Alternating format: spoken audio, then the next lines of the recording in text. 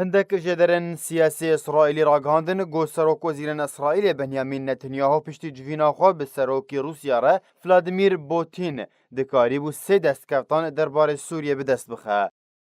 لگوری زانیاریان گو نتانیاهو سوزک اج پوتین ورگرد تیده دیار دکه گو روسیا توپین لدجی بالافران ین اس 300 رادستی رژیم سوریه ناکه گو اویک تیواتیا گو توپین اس 300 ین کل باکور سوریه نه ناکه وندبن کنترول رژیم سوریه ده و تجاران نکارن به تناخوه لدجی ایریشن اسرائیلی لسوریه بکار بینن.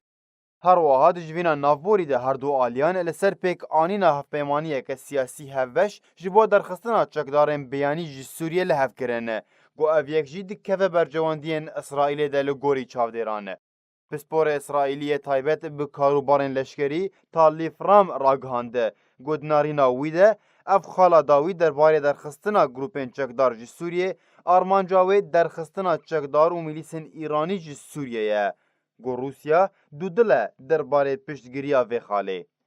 لی فرام هر وها دیار کرده گو تاوی گو روسیا لسر وی خاله لگل اسرائیل لحف کریه لی اوی بردوان به درولا خویا دو آلی و هف بش در سوریه ده جبو جیبجی کرنا برجواندین خوین تایبت در سوریه ده.